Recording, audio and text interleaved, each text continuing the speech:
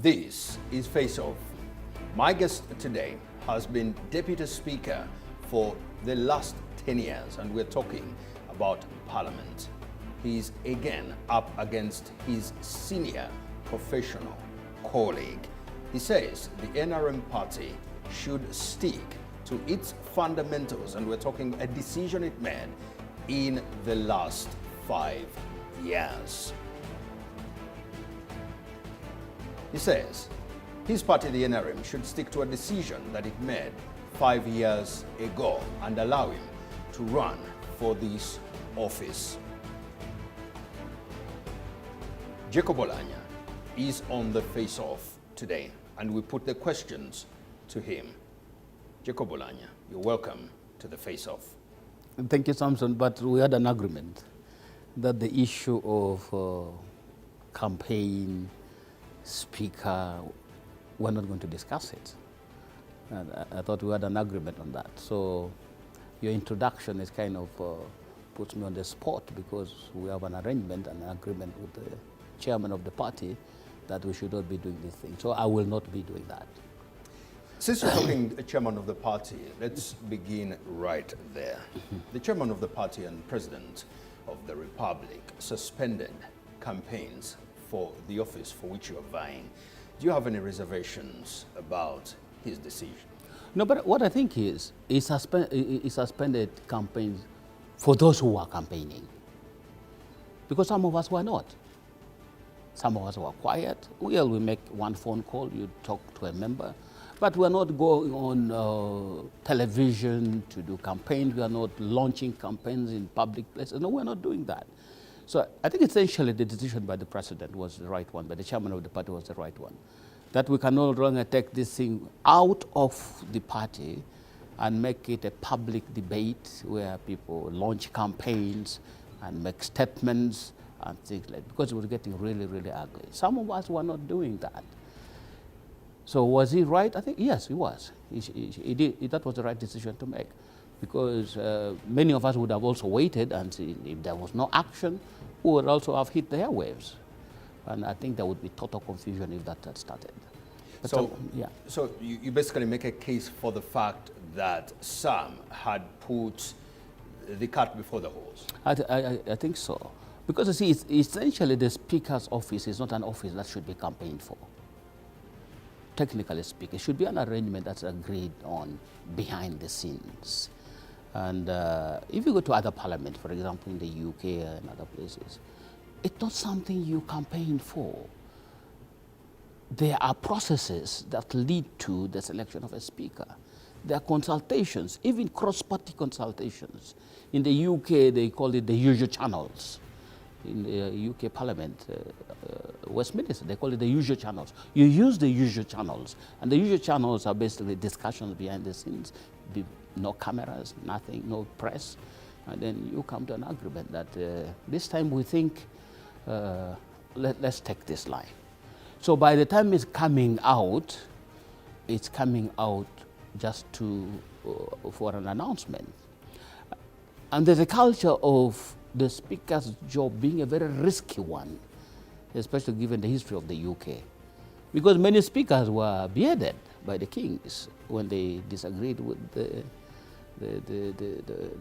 king, when they over-defended the parliament.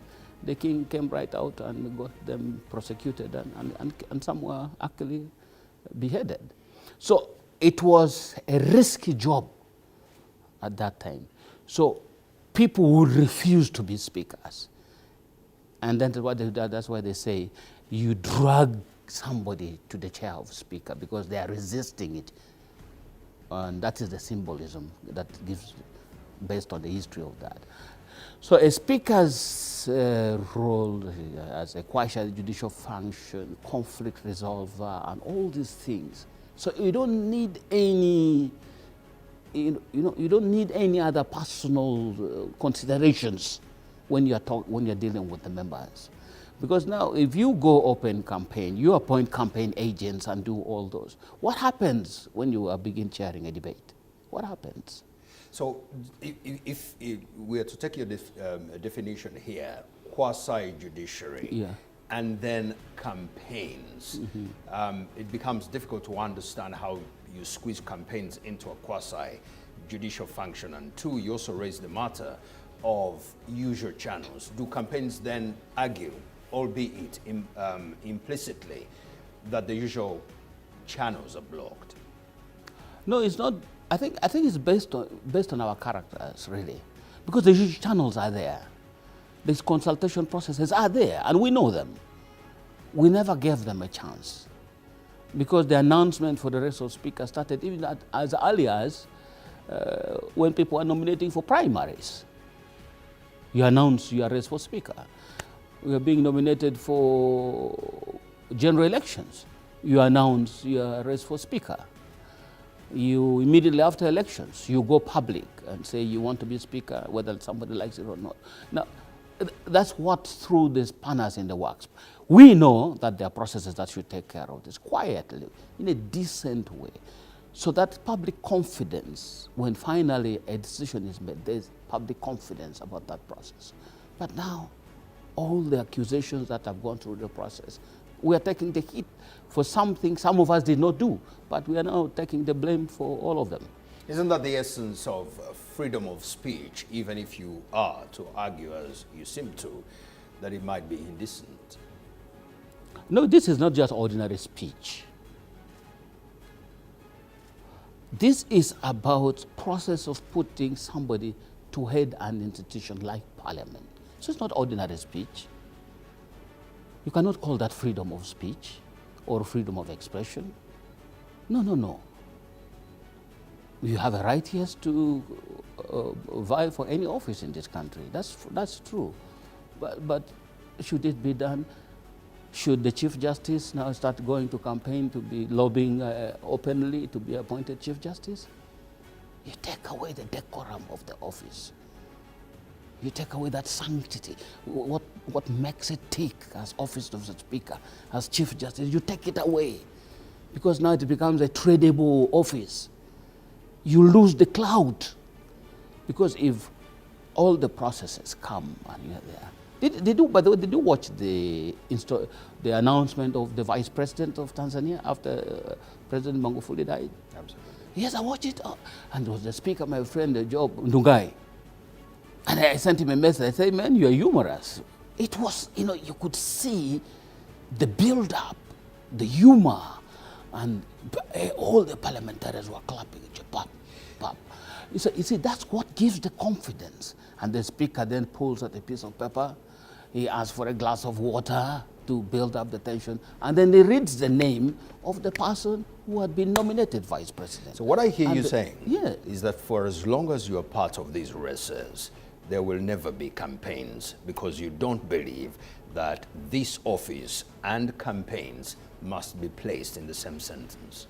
That's why I have resisted the temptation of following those who are already doing open public campaigns. I have not done so.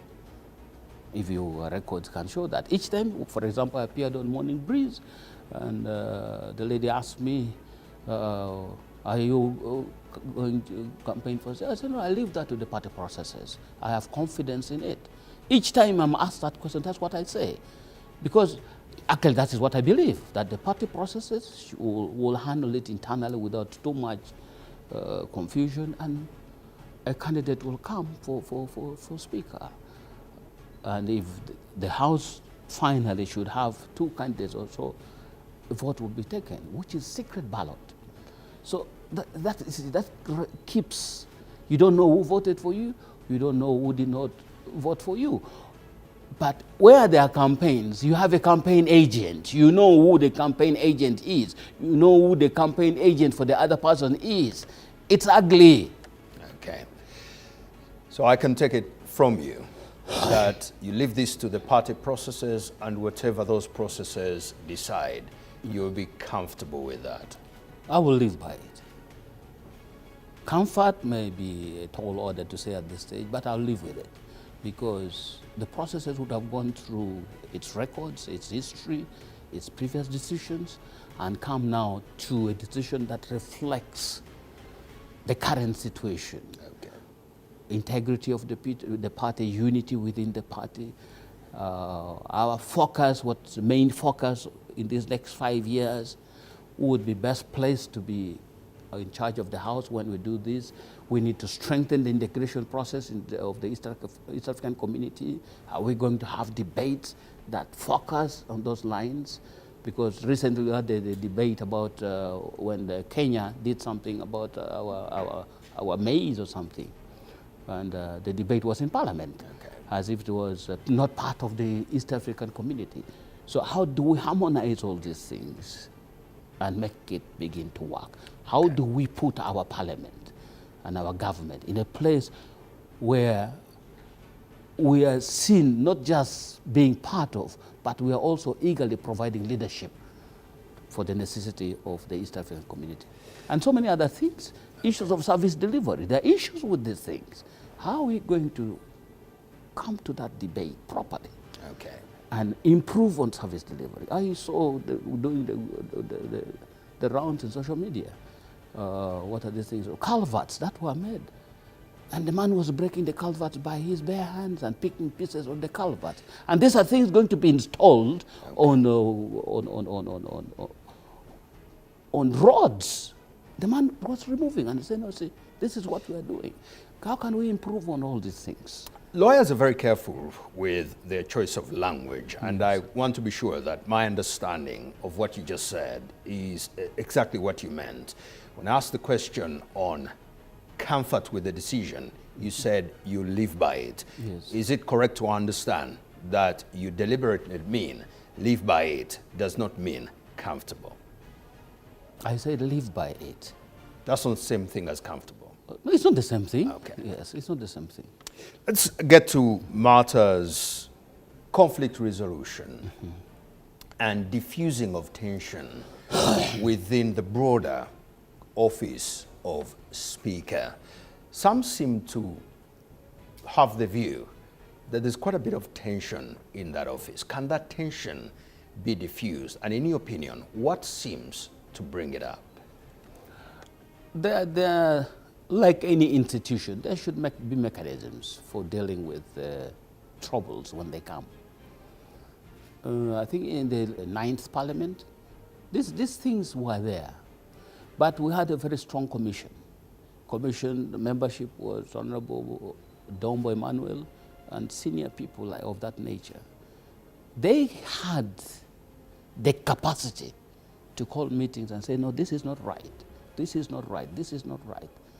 And people would heed, say they'll make changes. And I don't want to go into details, but they solve some of these things. But then there are also this thing we call, see, you can create another usual channels process. It's not formal, but it's very effective. I'll give you an example. When His Excellency, the Vice President now, was Speaker, he showed up in court. He went to court. He didn't argue a case, but his firm was arguing a case. And he sat at the bench of the lawyers. He sat at the bar. When we saw that, a group of lawyers within Parliament, I was one of them, the Honorable Ben Wacha, I think the Honorable Abdul Khatun too, we paid the Speaker a visit. He said, sir, that doesn't look right. You have lawyers, young lawyers, and even old lawyers who can argue those cases. Your appearance there is not right. It's not right. So we went into some detail, but I don't want to say it now. And he said, oh, okay. Thank you. He thanked us, and we left. He never went back to court again. You know, these are things with humility, courtesy, and people heed, people change things when you do them this way. You seem to argue that that only happens when the commission is strong. Is it an argument by implication that the commission is no longer strong? The commission over time evolved, and you do not have now you cannot point out a Dombo in the current commission. Okay. You cannot point out a Cecilia Wal in the current commission. You cannot. Okay. Yeah. When we come back, we ask the question, is it possible to have a neutral speaker when they are part of the top echelons of a political party that has the largest majority in parliament? Face Off returns.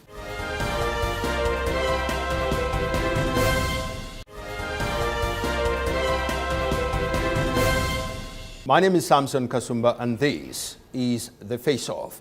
And I still do have the Right Honourable Jacob Oulanya, Deputy Speaker of the 10th Parliament. The Right Honourable Oulanya, when you become Speaker, if that happens, are we talking about looking at harmony in Parliament? And if yes, how can that be done? No, you said if that happens.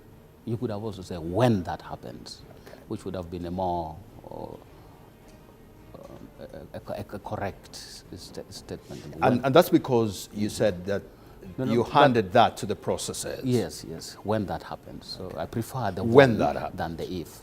Yeah, so let's keep it that way. You know, the institution of Parliament is a public institution.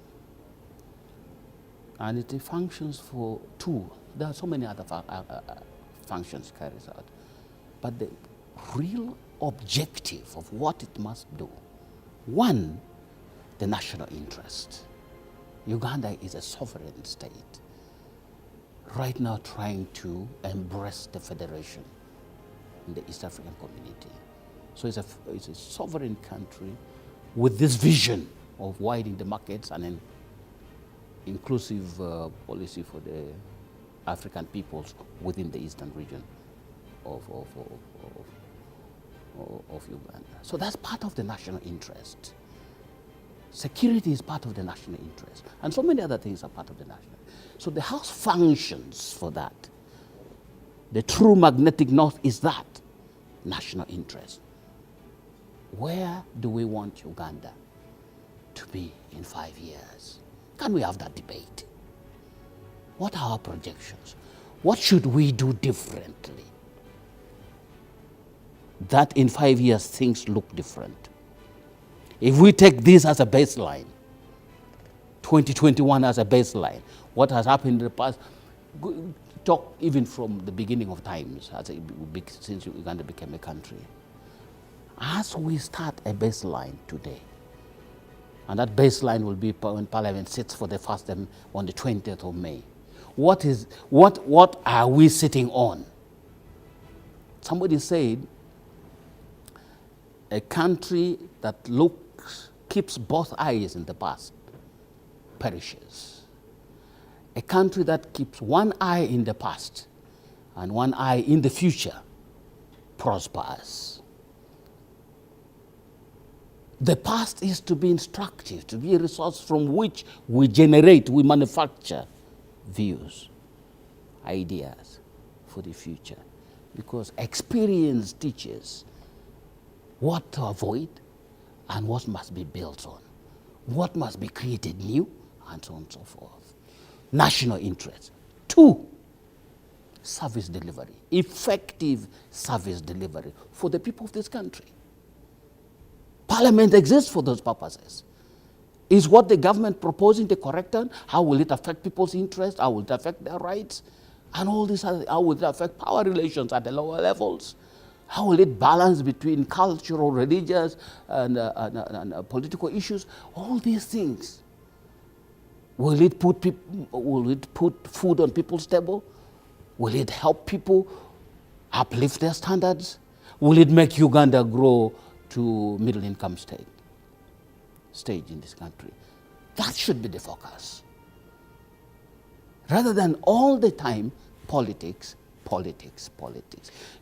Parliament is a national parliament. Okay. It's not, I am member of parliament for Omoro County, but once I leave Omoro County and sit in the August House of Parliament, I remove the shade of Omoro.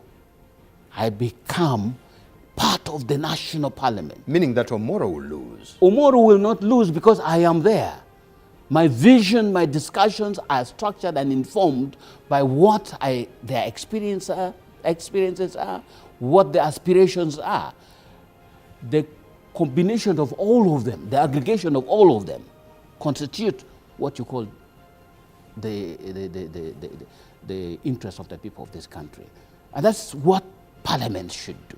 Parliament should process this thing, come together. So that when the executive arm of government proposes something to Parliament, we're able to say, wait a minute, this proposal will affect people adversely in the following ways. In the form it is, we cannot approve it. This one is okay. What if what the nation wants is in some ways shortchanging the people of Omoro that you represent? Isn't that going to mean that you have no choice to go with the nation at the expense of Omoro? No, because you see, when you're interrogating policy, when Parliament is interrogating policy proposals, how will it affect the people? And the people, when you talk about the people, you're now talking about that woman, that man, that child you have seen in your village, in your constituency. All of us, members of Parliament, have seen them. We can speak about them. You get the point? So, how will this proposal affect this? Okay. So that Parliament, in its sense, begins to process things that facilitate the lives of the people of this country rather than mere regulation of their lives. I don't want us to leave this segment without dealing with the question of neutrality of the office of the Speaker, especially so that those running for it, at least the main ones, are members of the top echelons of a political party. How do you become neutral when you're part of a political party, and as such, it is important that you push the interests of the party above everything else?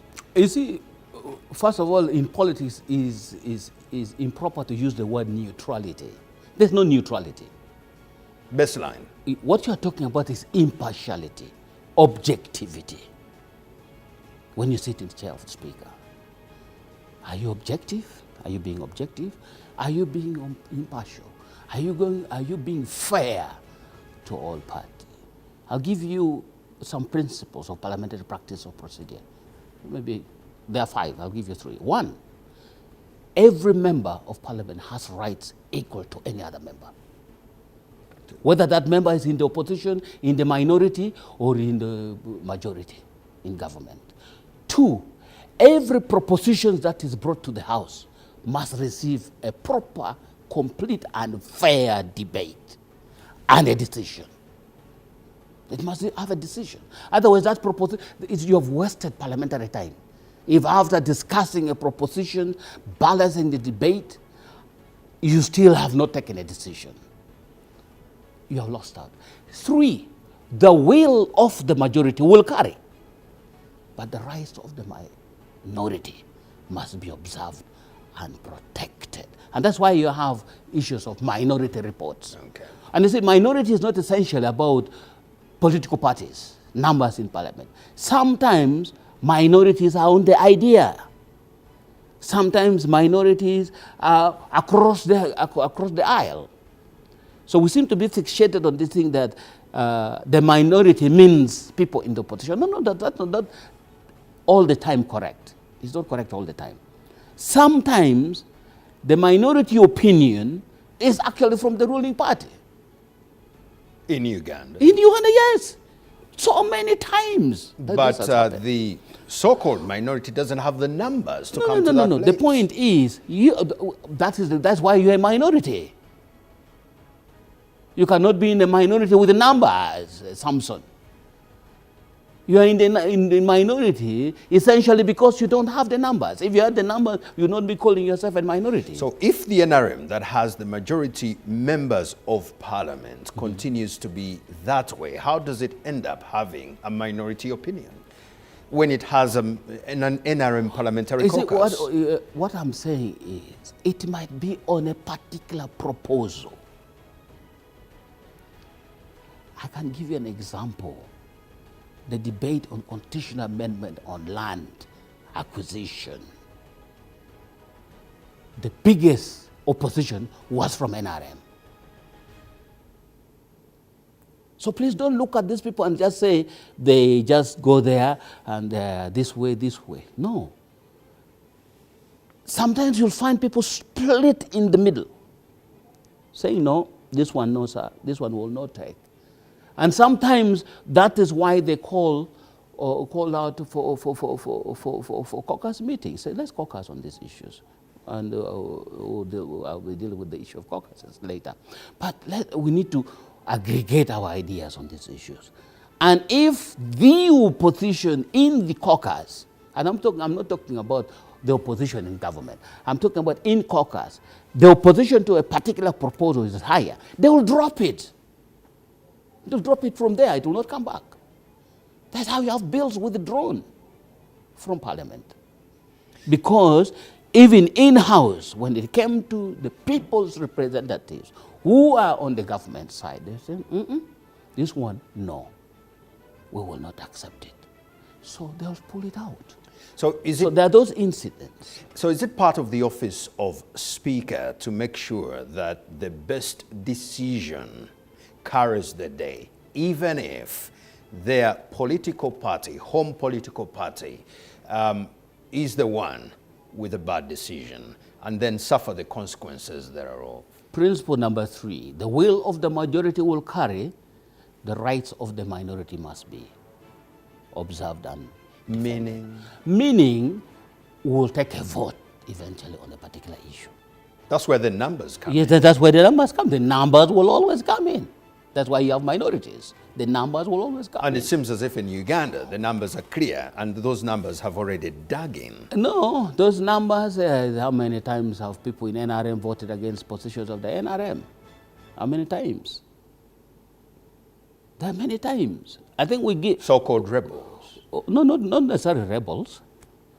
The rebels were a specific reference to the 4 MPs who decisions were taken against them. So that rebel is a specific... I'm not talking about that group. Just creating what continues to be called the bad ones who vote against party decisions. Yes, yeah. So-called rebels. Usually when it becomes a matter for the party to handle behind the scenes. But so impartiality is the thing. Now, from a speaker's perspective, what do you want to achieve in this debate? Okay. You want to achieve 1, ownership. 2, legitimacy. That's what you want to achieve. The decision that is eventually going to be made by parliament, the parliamentarians will own it.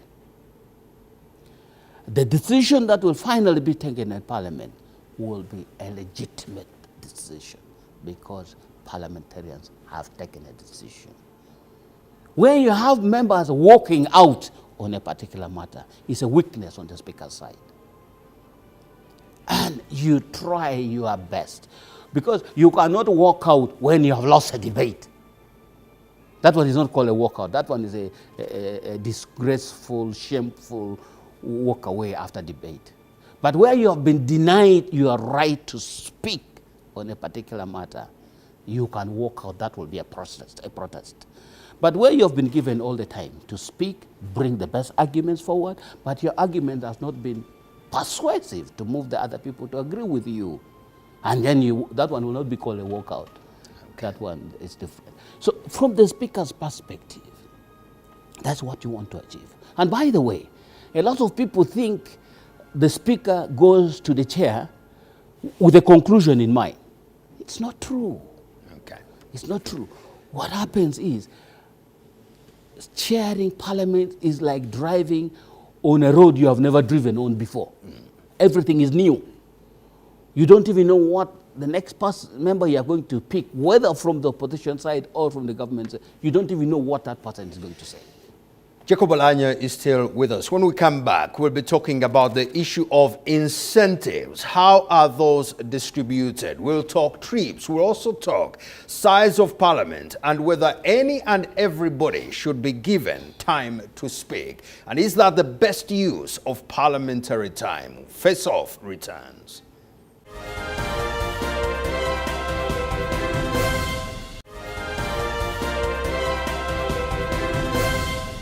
My name is Samson Kasumba, and this is the last segment of the Face Off. We still have the Right Honourable Deputy Speaker of Parliament, Jacob Oulanya. Let's talk about incentives. Trips. Some see these trips as ways in which those who hold the office of Speaker get people to their side. What is the modality of distributing these trips? You see, trips are functional. What is a trip for? Let me just begin with my experience. In the 7th Parliament, we were under the movement political system. All trips were processed by the clerk to Parliament, Tandikwire then, Mr. Tandikwire. And I can tell you, that man knew what he was doing. The first trip I took, I was called, I was in the chambers of Parliament. A note, he sent me a note, said the clerk would like to see you. I came over to see him, said, you have a future in Parliament. I've been watching you. I want to send you to Westminster for 21 days. There's a CPA seminar on parliamentary practice and procedure. You go, you'll benefit from it. The clerk, not the Speaker. So it should be left to the clerk? That should be an administrative thing. Why? Because, you see, these trips is part of the interrogation process of government policies. These trips are supposed to be handled by the chairpersons of the committees and their clerks. You get what I'm saying? So what happens is, a bill is brought to a committee. The committee has to interrogate this bill. Is this bill the correct one? Is the proposal correct? Has this happened elsewhere? How did they handle it? So there are times when it becomes necessary for this member to go outside the country to see how similar situations were handled by legislation in those countries that share their experience. So it's the chairperson of the committee will then take the decision, say, for this, because the committees are now big, about 30 members. You cannot take all 30 members. Say, no, I'll take 7 members on this trip, then on the next one, we'll take the other 2. That decision is by the committee. So when now they are traveling, they just write authorization to travel for this particular thing. Okay. And that's what comes to the Speaker to sanction. I don't know what used to happen, but right now that's what happens, that the Speaker sanction. In other words, it's not a favor. In your opinion, have they been mishandled? Completely. Completely. Now, every member believes that a trip is a favor dished out by the Speaker. Wrong. Wrong, and that's what is killing our institution of Parliament. It's wrong. I told you, my first trip was, it is the clerk who sent me, not the Speaker. In fact, I didn't even see the Speaker to go and confirm that. The clerk said, no, you go, your ticket is ready, you travel on the following days, and I left. The only thing I did was to write that I was going to be absent from Parliament. I wrote to the Speaker. Even the second trip that I took to New Zealand and the third that I took to Canada was still by the clerk and was based on my interest. For example, the issue of the International Criminal Court. I'm the one who raised the parliamentary question in Parliament, interrogating why government had not assented to that treaty. So the clerk picked me from there and said, no, you seem to have interest and knowledge on this matter. It was Honorable Adolf Mesiga and myself, the two of us. We went to New Zealand, we went to Ottawa in Canada, and the clerk selected us. Okay. And we went. So what is happening now is not right. It is not right. And even now I hear people who are doing campaigns are promising, I will give you trips. No, you cannot do that.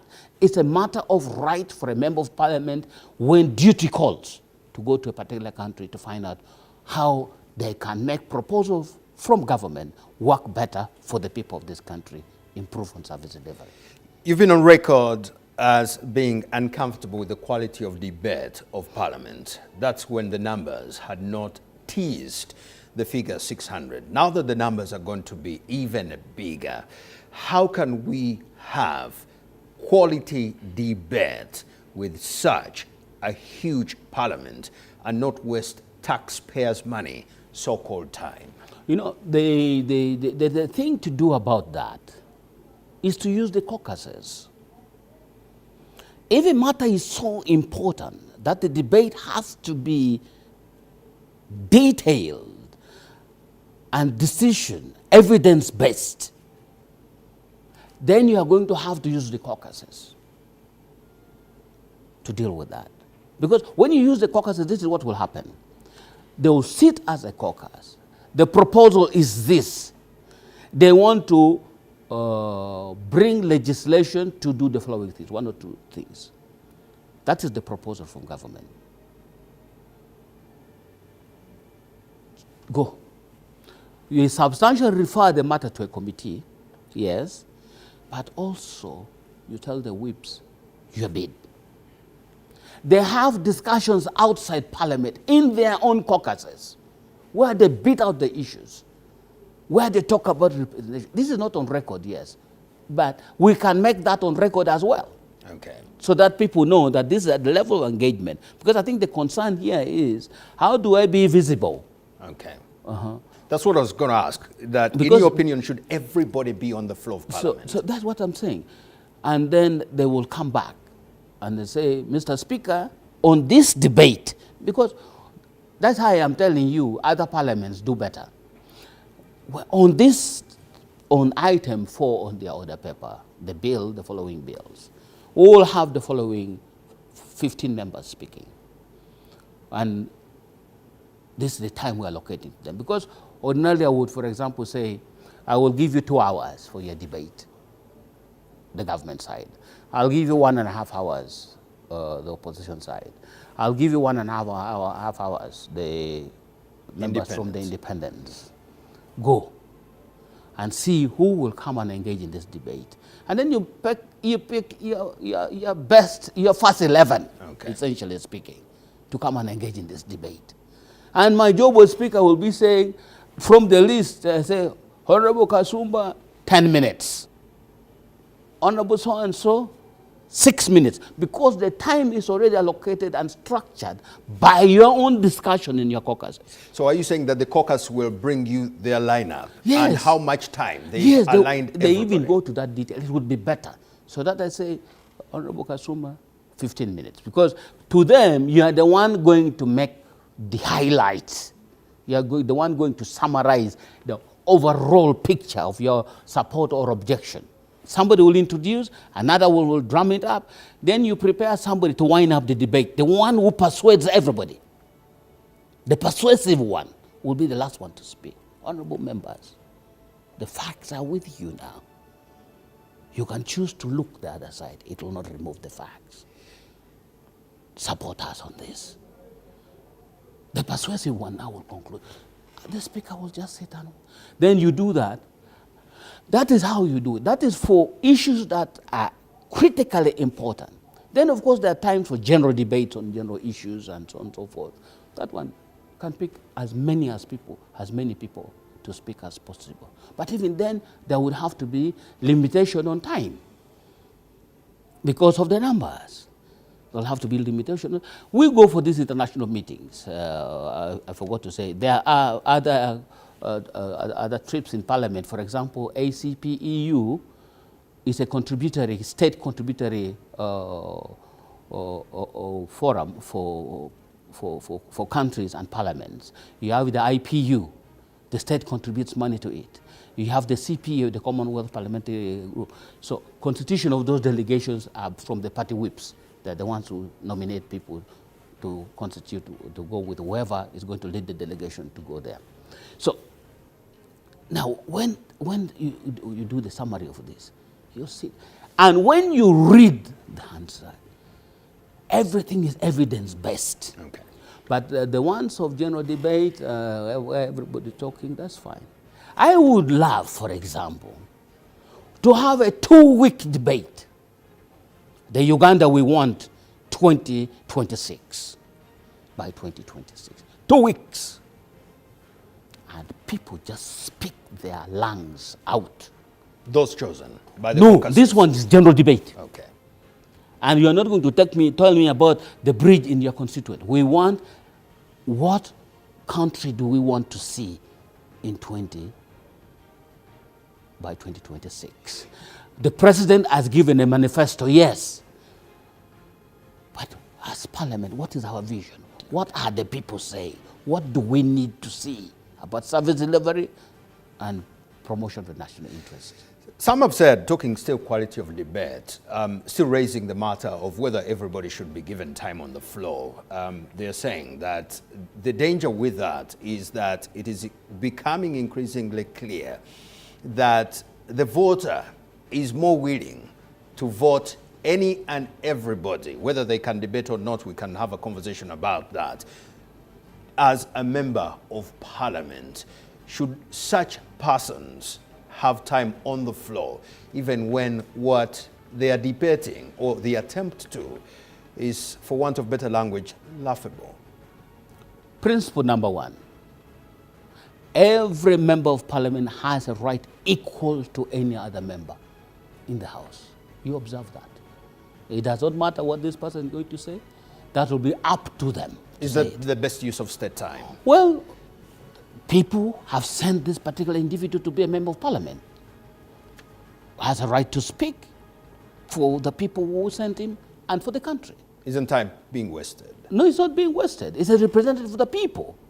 Cannot be wasting time when he speaks. When she speaks, cannot be wasting time. But aren't they dragging us away from the seriousness of parliament and making sure that parliament's time is put to its best use? We're talking value for money. That's why I'm saying there should be structured debates on specific issues and then general debates on other issues. Okay. Yeah. So once we come to general debate, we can expect that we do general debates. We sacrifice that time as a nation. Yeah, we just do general debates. You want to listen to everybody, speak on a particular guided topic, thing. Those could be debates even without decision, without proposition. You just say, no, let's talk about this. Okay. Where are we on this matter? Okay. That will not require a decision. Okay. Yeah. We've got 2 minutes here, and I'd like to ask you about bills passed.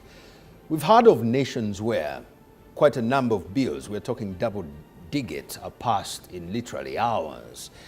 It seems as if it takes us much longer to pass bills here. Can that be improved? Yes, that can be improved. Our committees should function better. Our committees should beat out the issues properly. And once the committees do this and they have the confidence, and Parliament has the confidence in them, we'll spend much less time. Two, still akin to the issue of numbers, there are parliaments that don't meet every day. The National People's Congress of China, they meet once a year for 2 weeks only. That's it. Because the other agencies of government have processed everything. Now they are just waiting approval. So when they come to look at these things, the interrogations have been done, and they put their seal of approval on how it should move. The Cuban parliament, I was with the Cuban ambassador recently. There are about 600 members. It's a small country, but they meet twice in a year, each time 1 week. And the country is running. So the debate is not essential about numbers. The debate is essential about how you structure the time of Parliament to deal with the key issues of governance, issues of policies, issues of budget, issues of legislation, to solve the situations that exist in the country. Do you think that the example of New Zealand can work for us? And I know you've been there. Yes, New Zealand, I watched them pass 28 bills in one afternoon. 28 bills in one afternoon. Is that possible? It's possible. It's about processes. It's about tightening, because, for example, when our bills come to Parliament, you find that the proposals for amendment are bigger than the bill.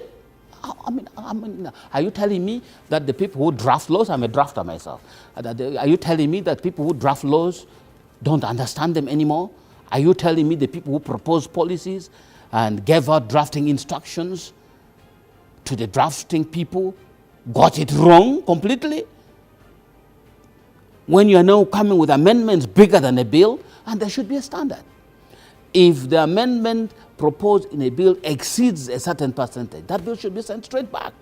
It means it's ill-conceived. It should not waste Parliament's time to process it. Because at the committee stage where the Speaker comes down on the lower chair to process a bill, do you know you can sit there for hours?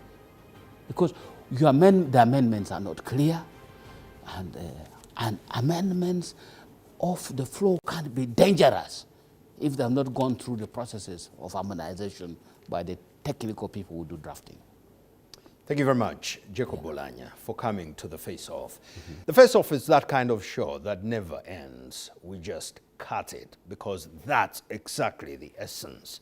Accountability. We ask the questions, they answer. I'm out hunting for the next guest for the Face Off. A very good evening.